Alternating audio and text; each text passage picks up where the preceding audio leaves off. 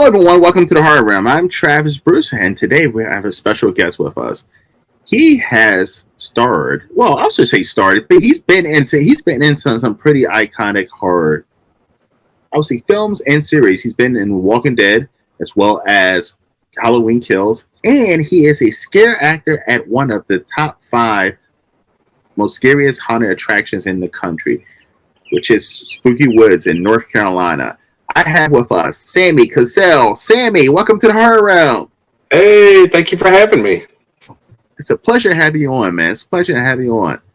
So, Sammie, all right, so let's start with Spooky Woods. So, I am a huge haunted attraction fan. Like, I mean, one of the things I do, I travel the country looking for, the best horror attraction around, and I try to film the walkthrough and give a review on my channel. I even worked as a haunted attraction scare actor one year at Nevermore in Baltimore. And it is so much fucking fun, man. So tell us a little bit about Spooky Woods and tell us a little bit about your experience as a scare actor. I kind of got into acting as a whole late in life. I had 2 daughters and they both played fast pitch softball, and that kind of took up the majority of my time. They got done, and I got bored and realized we were on the run all the time. So I started getting into this other stuff. The first thing I got into was home acting, and I started off at the original Hollywood Horror Show and Snow Camp with Dean and Star Jones, who are Emmy award-winning makeup artists. When the pandemic hit, they didn't open, and I had moved, so I was closer to Spooky Woods, and those guys had kind of, while not trying to get me to jump, that they're like, if you're ever dissatisfied there, come on here and we'll put you to work. I worked with some of those guys on some movies, so I made the jump to Spooky Woods. I've loved it ever since. They have treated me wonderfully. We have a big section in the middle called the Midway, where you can buy, snacks and funnel cakes and apple cider donuts we're really famous for, drinks, and then that's where the queue line to go in is as well. So I work that whole area. It's called the Midway, and I work since I've been there, they instantly put me in the Midway because they knew I had acting experience. So I played a plethora of different characters since I've been there. That sometimes they would let me change night to night depending on what kind of mood I was in. I designed a couple of characters to play. So home acting is a completely different thing. I absolutely love it. I'm 6'2", so I'm able to use my size pretty well. And I love it. It's my favorite time of the year, and I love doing that.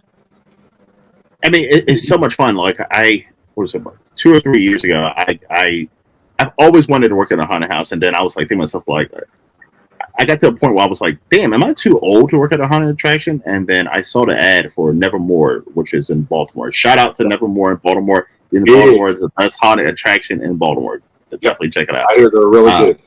Yes, excellent. Joe and those guys over there, Joe and Ren, and I think Thomas, shout out to all of them. And like, it was so much fun. I mean, I played a butcher. I'm 6'4", so I'm a big towering figure as well. So I played a butcher, and it was so much fun. And one of the things, I've been to haunted attractions all across the country. And one of the things I would say that makes a great haunted attraction experience is the actors. Like, it's the ones that they use a lot of animatronics. It doesn't do it for me. I love good scare actors. Yeah, I agree. By the time I left the horror show, I was actually doing all the casting. So I had to, you pick up. You see what everybody's strengths and weaknesses are, and you put them in the places that you need. That's a little bit smaller. Ours is massive. It's a self-guided walkthrough. We have trams. I don't don't know how many sets there are, 17 or something like that, including all of us in the Midway who are trying to scare you all the time. I work the parking lot to the corn maze, which is about a third of the way through the home. I have that entire area I can roam around, and we have to always be on. You have to be in character all the time because you're never outside. There's always somebody around you. I even normally I wear the character I played the past couple of years. I wear 3-inch platforms as well. So I like being the biggest guy in the area. The guy I've done the last 2 years, they spent like $3,000 on the costume. It's a post-apocalyptic thing. Have a leather mask, but he has a lantern, like a real oil lantern. I'm the only person they allow to have fire, and I'm walking around with the lantern. And then I have some that kind of distracts everybody because I'm so big. And they walk up, and they'll look up at the lantern, and then I'll get them down low with a shaker or something like that to kind of scare them a lot. His name is Vlad. He's a pretty cool looking character. Now, when it comes to your role, do you really get into it? Do you do the loud screaming? Do you make yourself known? It depends on the character. That's when I don't ever know until I put the costume on how the character is going to react, and then sometimes they change as they go. One year I helped design a character that we called Igor, and Igor was an eyeballs on a stick salesman, and he had a sandwich board that said eyeballs on a stick, 99¢, and I would take barbecue skewers and put a gummy eyeball on them. So if I saw somebody kind of looking at me from far away, I'd just start gnawing on the eyeball. And he was kind of campy. I do comedy improv in Greensboro, so I kind of put some of the comedy into it. He's kind of weird, kind of creepy.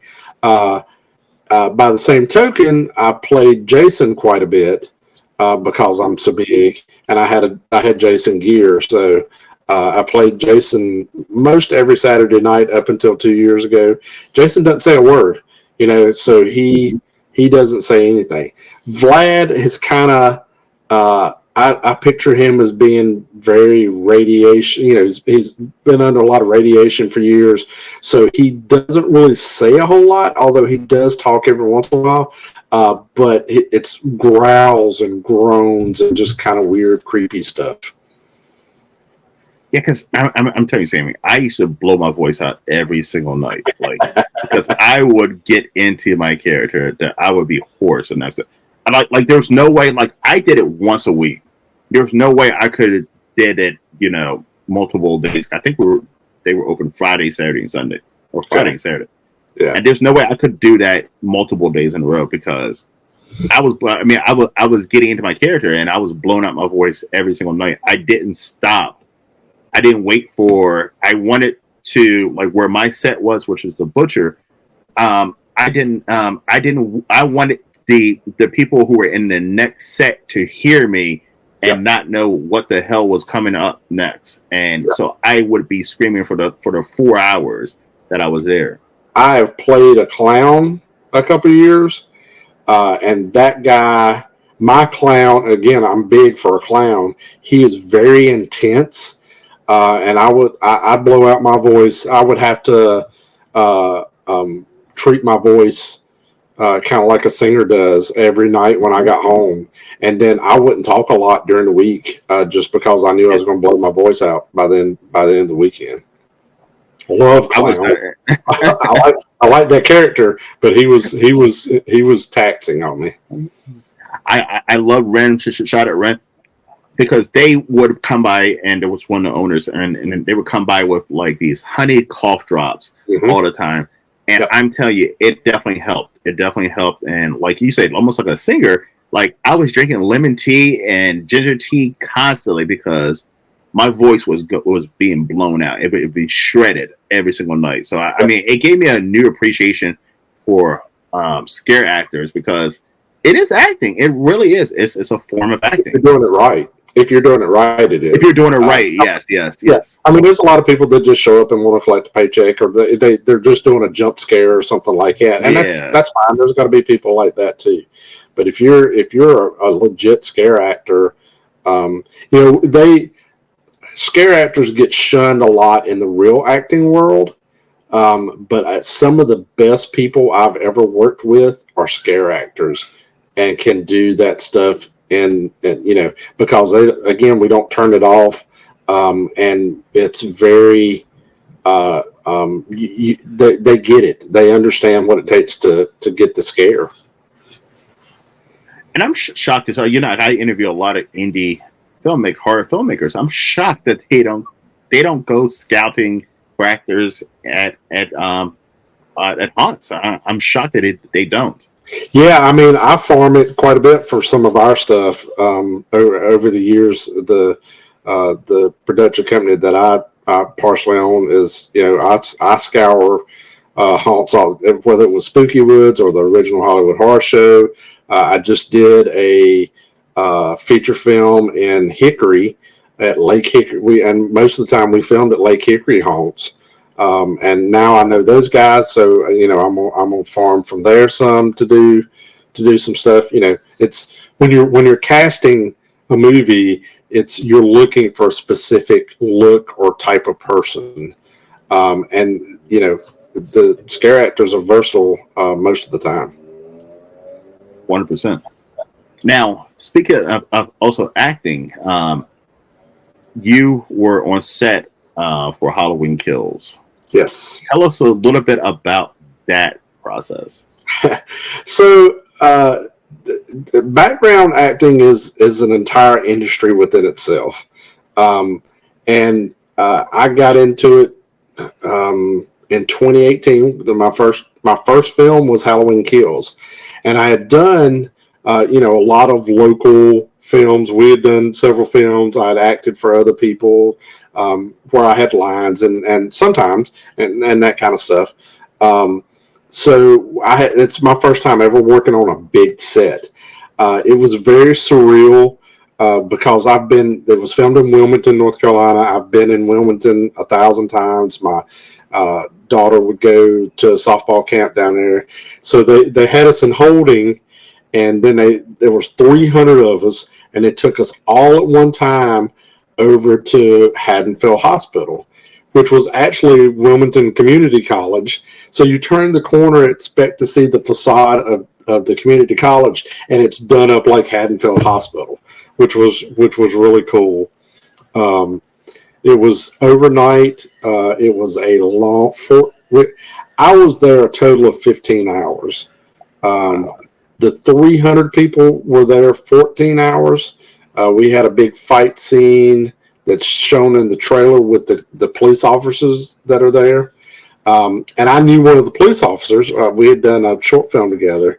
So she was like, "Hey, come down to where I'm at, work your way down there." And she says, "And we'll kind of get in front of the big camera, the main camera, and we'll lay it in. Because she knew I was tough. I knew she was tough. We'll lay it in pretty good and make it look good for the camera." And then they used none of that. They used none of that. None of the 300 people. There's like a shot in the trailer of a little bit of it, and a guy on the side of an ambulance and that kind of stuff. But they were like, "Okay." The assistant director comes out and says, "Okay, that's a wrap. Everybody can go home. We're done." It's like 4:30 in the morning. And everybody's like, "Oh my goodness, I'm ready to go home." And this guy pops out in a door kind of 10 foot from me. He goes, whoa, I need 10 people to stay for one more scene. It's probably going to take about another hour.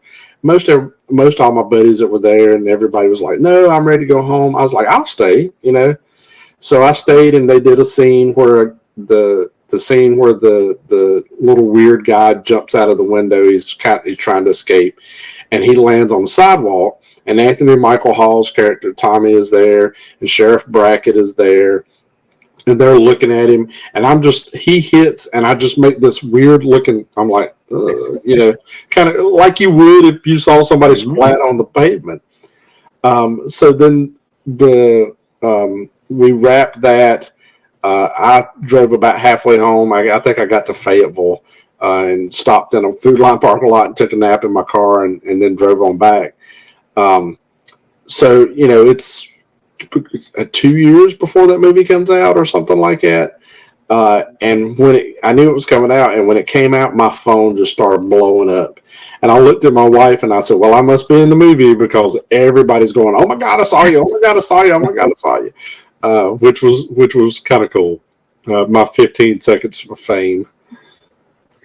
Now, did you have a chance to interact with Anthony Michael Hall or anybody from the cast? That was the first time that I worked on a big set like that. They tell background, do not approach the main actors. If they start a conversation with you, then that's fine. But do not approach them. Don't do it. That's a quick way to get you kicked off set. So we were doing that extra scene, and Anthony Michael Hall's a big guy too. He's like 6'3", 6'4". So he's knelt down looking at the body, and he stands up, and he and I just make eye contact because we're looking over top of everybody else. And he just kind of looks at me and kind of nods, and I look back at him and kind of nod, and he smiles, and we just go on about a business. But it was just a weird kind of thing where we were looking over top of everybody else and made eye contact. Nice. I've done a lot of stuff since then where I've actually got to interact with some pretty famous people, and I kind of know how to get around set and how to get in front of people like that and stuff now that I've been doing a pretty good while. So, and him, we made that cool little contact, and that was pretty fun. Now, you've also done some background work on one of their Walking Dead spinoffs. Yep, World Beyond. They filmed in Richmond, and I'd had friends on the regular Walking Dead show. And I was like, let me try this out. And a blink and you'll miss me. The premiere episode, there's a scene at a college they're having a big rally. And it was 300 of us there again that day. And I'm sitting in the front row. So like early in the first episode, there's a shot from the stage, and you can see me kind of sitting in the front row. But I'm in it a lot. But they do this thing called tiling, and so if they're having a big gathering of 20,000 plus people, they do this on Righteous Gemstones. I've worked on a couple of times too, and they'll take 200 people and put them in this spot, and they'll film it, and then they'll move those 200 people to this spot, and then they'll film it, and they'll go all the way around, and that fills up the entire area, but you're digitized, so you can't really tell who's who. That's interesting. Yeah.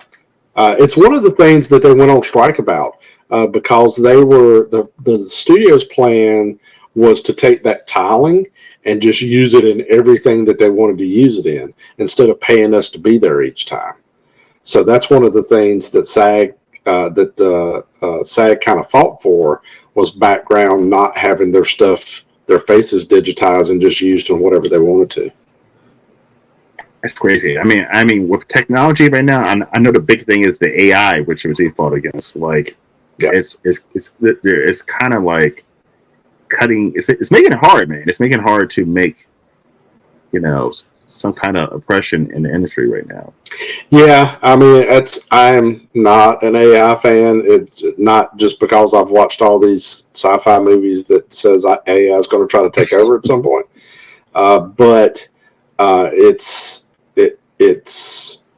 A lot of it is robbing from real artists. I've got a buddy who is a very talented artist, and he worked for Marvel and some of the independents for a while as an inker. And what AI does is take sampling from a bunch of different artists and then just makes its own rendering without the original artist getting any credit for it whatsoever. Wow. And I'm assuming because since it's small pieces, there's nothing you can do about it. Yeah, I mean, you really can't. And then, back to the filmmaking side of it, instead of paying 200 people to be there for 10 hours to do tiling and all this film stuff, they would just digitize. They would use the stuff they filmed with Walking Dead and use it in the next Walking Dead show if they needed a big crowd, and we wouldn't get paid for it. That's all. Yeah. Now I can imagine it's fun because I've never done extra work. Okay. But I feel like it would be fun to do. But it sounds like long days with a possibility of no reward because you don't know if you're going to be seen or not. Yeah. And I've worked on varying stuff. Like there's a movie called The Eyes of Tammy Faye, which is the Jim and Tammy Faye Baker biopic. Mm-hmm. That was filmed in Charlotte. And I worked on it 2 days, and both of those days were 14 plus hour days. I have as much screen time in it as I do Halloween Kills, but nobody saw Eyes of Tammy Faye. So I didn't hear anything. Nobody. My mom watched it because she knew I'd worked on it. She's like, "Oh, I saw you. They made you shave." But it also depends on now that I've been doing it for a little while, the casting agencies know me. So they start using you for, instead of a big cattle call, is what we call the 200 and 300 ones, you'll get used for stuff that requires 5 background, or, that gives you a little more chance of getting some screen time. Now, pay-wise, you do get paid to be extra. Yep. It depends on who the production company is. It varies. I think Halloween, I got paid like $10 an hour, but that was before the push to jump minimum wage.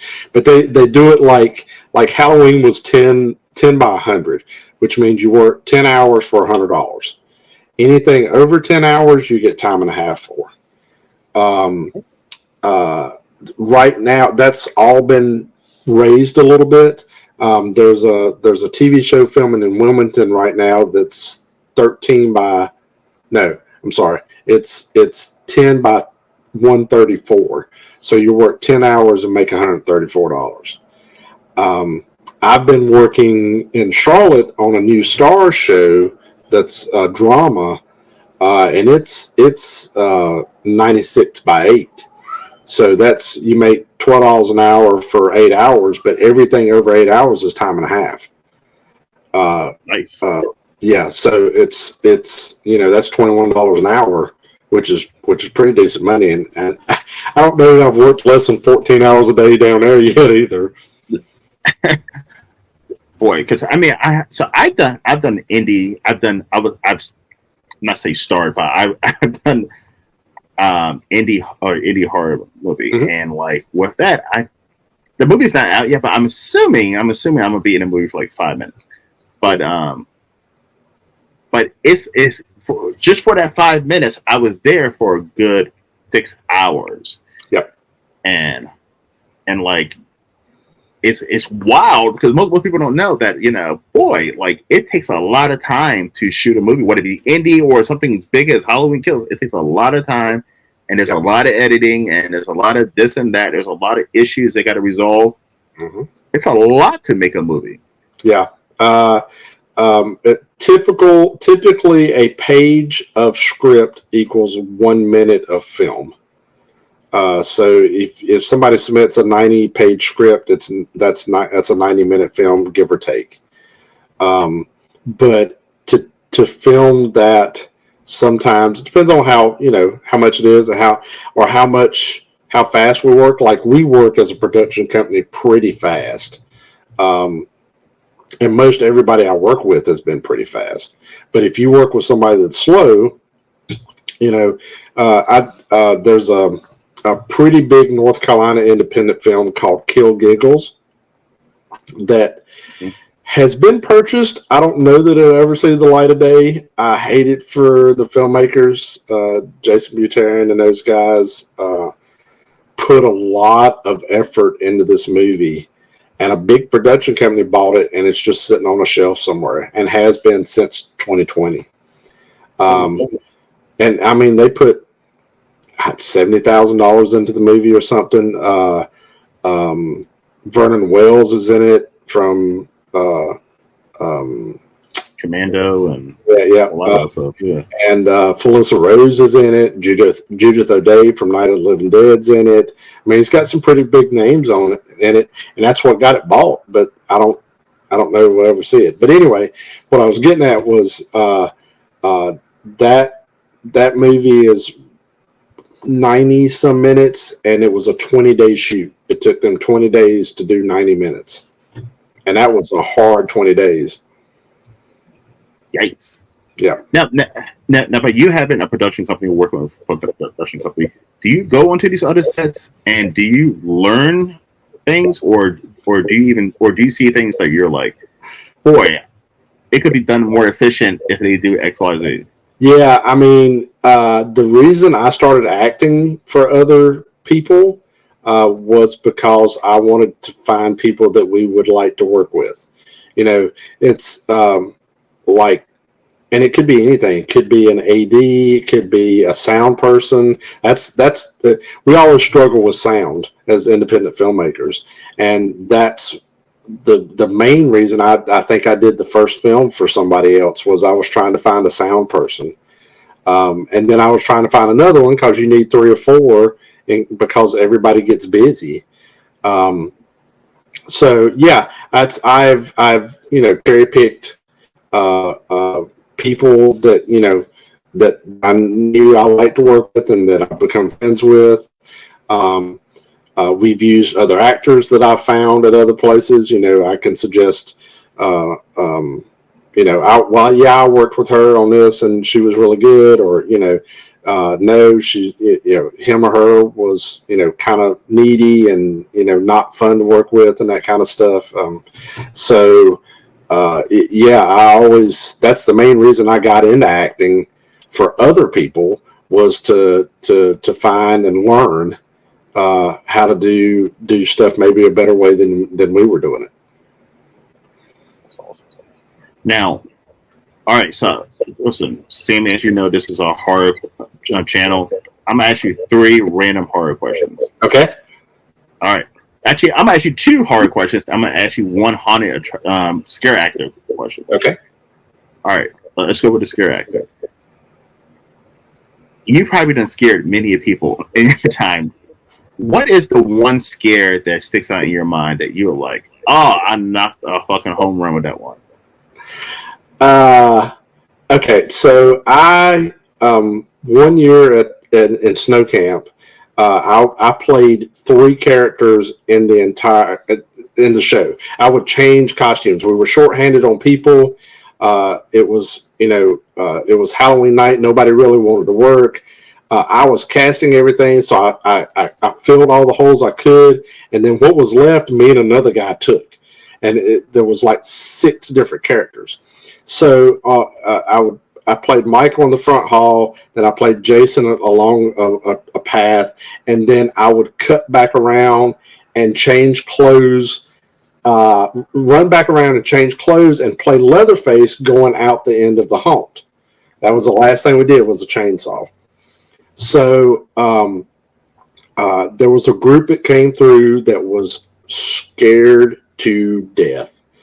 And there was 2 women in that group that were larger and petrified. So I had got them as Jason, and I cut back around and I went and changed my clothes real quick, threw on the Leatherface mask. I reached down and grabbed a chainsaw, and there were sheets set up So you had to run through the sheets, and then you would run through the sheets and suddenly come out at the front of the haunt. So you were safe.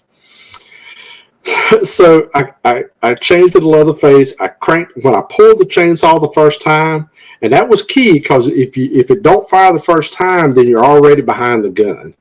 Mm-hmm. So I pulled it the first time, and it went bah, bah, bah, and I went, darn it, it didn't crank because they heard it and screamed, and I guess they started running.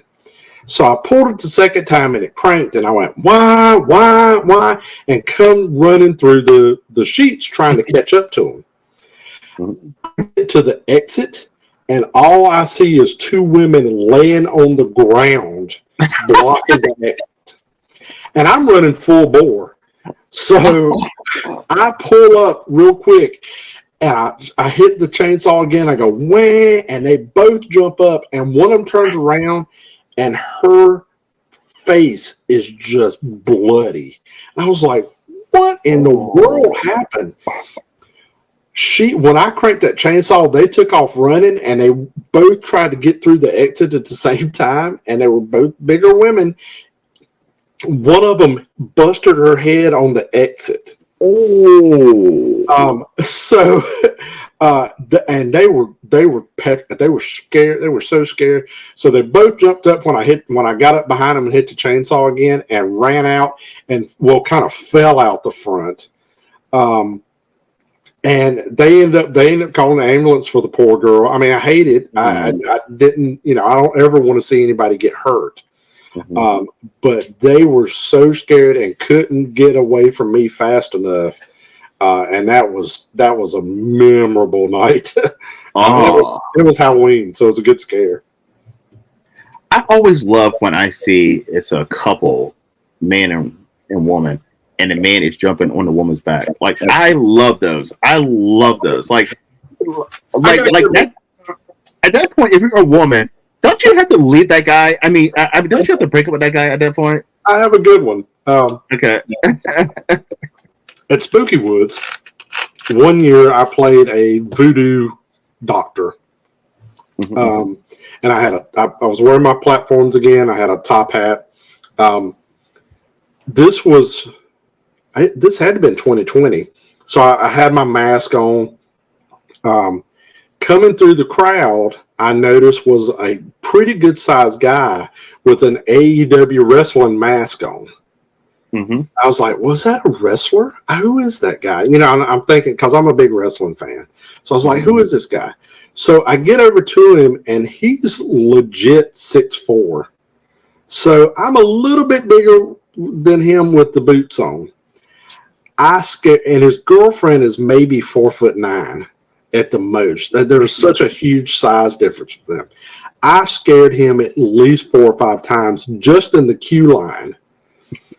And it turns out it's Griff Garrison, who now wrestles he was training at the time. He now wrestles for AEW. So wow. He posted, I tagged him on Twitter, and I was like, oh, there's big Griff Garrison. You ain't so big when you run into a voodoo guy at Spooky Woods. And he responded. He was like, oh, my God, you got me so good. I couldn't believe it. And his girlfriend is just shaking her head. Oh, I was able to scare a mayor. Our mayor came through by one time, and I had him on the ground, like in the corner, screaming. Like, I don't know, security was like, yo, you got to back off. Like, that's the mayor. I was like, oh. I mean, I know. I love it. Yeah, there's certain points where you back off, you kind of know where you should know. But my guys don't do personal space. I don't give you, I am all over top of you. I'm the same way. That gets people pretty good. They don't like that. All right. I'm going to shoot over. So the second question will be a horror question. Okay. What was the first movie that you saw that really scared the shit out of you? First one that scared the shit out of me.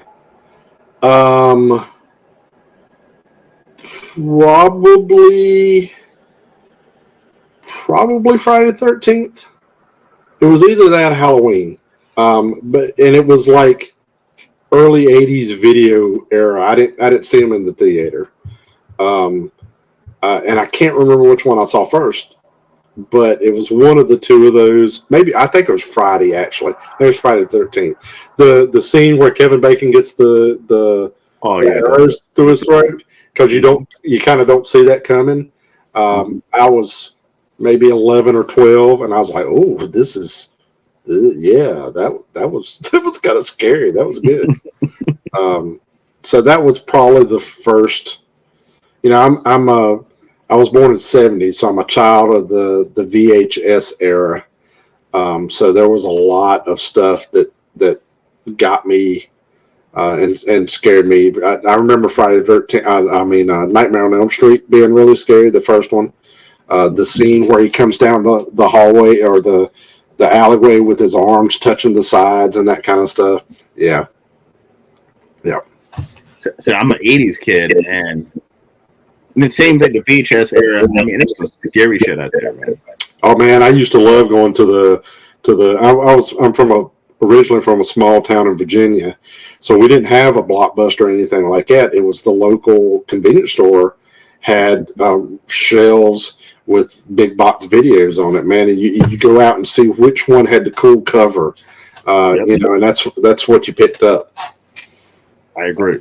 I miss those days, man. I miss those days. Yeah, I don't know if you see, but I've got a Dark Crystal poster here. I collect movie posters.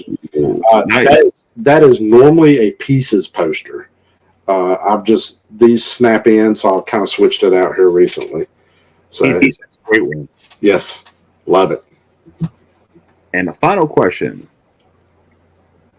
what is a horror movie that most people say is the greatest thing ever, and you're like, it's okay, or I don't see it? Okay, I have this fight with. We have a group of guys that we're kind of the filmmaking bunch, and we discuss this stuff all the time. I do not get Evil Dead 2. Everybody loves it, and there's two actually: Evil Dead 2 and Shaun of the Dead. I actually like Shaun of the Dead. I like Shaun. I like it. I don't find it scary. No, it's not scary. Yeah, it's just not. So everybody, Evil Dead 2 especially. I like the first one so much better, and it was so much scarier. When it got campy, and that's filmed here in North Carolina. So my production partner Dan Sellers is from Wadesboro, and we were actually involved for a little while with a documentary about the cabin's been long gone, but the shed outside the cabin was still there, and we actually filmed. We actually used it for our first film.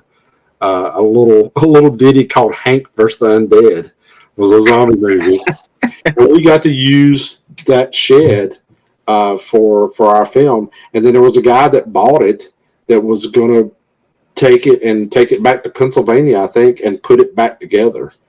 That never happened. I don't know what happened to that guy. I guess I think he ran out of money or something.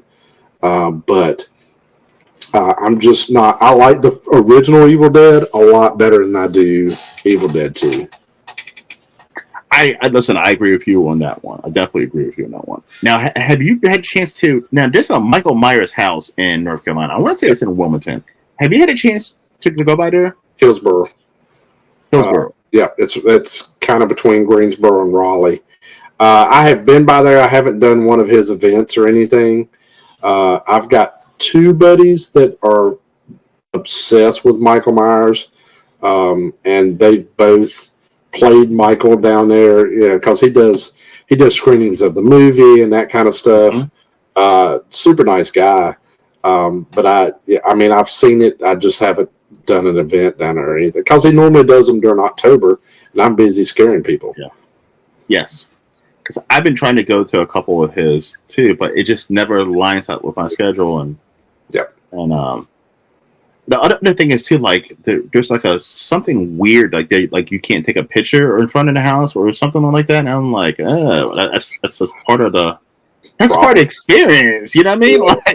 Yeah. Like, I don't know if he doesn't want I mean, he's trying to keep it off social media. I don't know. I don't know his reasoning behind that, but Well, he doesn't want people to. Well, I know it's at the bottom, like thing. So yeah, no pictures or something like that, because he doesn't want people to know exactly where the house is. I guess because he don't want people just randomly showing up. To, oh, well, the Michael Myers house is down there somewhere, and just randomly taking pictures in front of the house. And I guess he's not financially benefiting from it. Yeah, and that made sense. We have a podcast. We have a podcast called Carolina Haints that is about local legends and lore and that kind of stuff. And Dan narrates it, and a buddy of ours, Jeff Cochran, writes most of it. And there's a place in Siler City called the Devil's Tramping Ground that there's been several movies filmed about. But they've got to where they used to be able to just walk down to it, and it's just this barren section of ground where nothing will grow in, and there's all sorts of stories about it and sacrifices and all this crazy stuff. But the last owners won't let anybody anywhere close to it. And that's how the house is. Even though I have a video illegally on my YouTube channel of me at the actual strangers from the house from the strangers. It's the same way, like, and that one, and also the original Texas Chainsaw Massacre house, which is in Austin, Texas, in Travis County, named after me. But like, I have a picture standing there too, and it's literally a thing says, if you take a picture in front of his house or something cracks bad, we'll call the cops on you. And I'm like, and like hopped in my car real quick and drove off. Yeah. But there's a lot of people that have really monetized that stuff. Camp Crystal Lake is now doing, screening tours and that kind of stuff. Trying to think. There's a bunch of the original Psycho House is out in California, and they're doing that kind of stuff. So with most anything, if there's a dollar to be made, somebody's going to try to make it. I agree. Sammie, where can everyone find you, my friend? I am on all the social medias except for TikTok at Sammie Cassell, SammieCassell. I do Twitter, and I'm probably Facebook more than anything else. Instagram. You can follow our stuff at wreakhavocproductions.com. That's our production company. And how we get all our, whether it's Carolina Haints or the movies, or we're in pre-production we did 2 shorts called Midnight Shift about an exorcism, and Countdown to Midnight about a cult. And then we're in pre-production on the next 2 segments of that, and then we're going to put them all together. Sweet. Listen, Sammie, it's been a blast having you on, man. Thank you for having me, man. I am. Anybody knows me, I am a talker. I like to talk. I love to talk horror and horror movies and scare acting and anything. My mom gave me a copy of Stephen King's It when I was 12, and I've been neck deep in it ever since. Oh man, I'm the same way, man. But for me, it was my mom showed me the original Texas Chainsaw Massacre at 5 years old. I've been horror fan since, man. Yeah, that's awesome. My mom's I've been a horror fan and a little fucked up in the head ever since. I mean, I've probably been a lot fucked up in the head, but I waited till later in life to kind of show that side of it. Yeah. I always liked scary stuff, but it's been later in life that I've been able to actually participate in it and do that kind of stuff, and it's been fun. It's a blast, man. It's a blast. Well, listen, I hope to see you in October at Spooky Woods. So talk to the owners and see if the hard room can come down and do a walkthrough. Yeah, I'm most anytime I talk about them, I post it on our staff page. So I'll make sure that Tony sees this. Yes, the owner, and I'm sure maybe that we'll get you hooked up and get you up there. Tony, I will love to get down there. All right, everybody. please follow Sammie on social media as well as his production company's page. And also, get down to Spooky Woods in Halloween season and check them out as well over in North Carolina. We start Friday the 13th this year. September is Friday the 13th, and that's when we're starting. Ooh, okay. I might have to get down there. All right. Everybody, thank you for calling to the Horror Room. I'm Travis Bruce, and that is Sammie Cassell. We'll see you next time. Take care.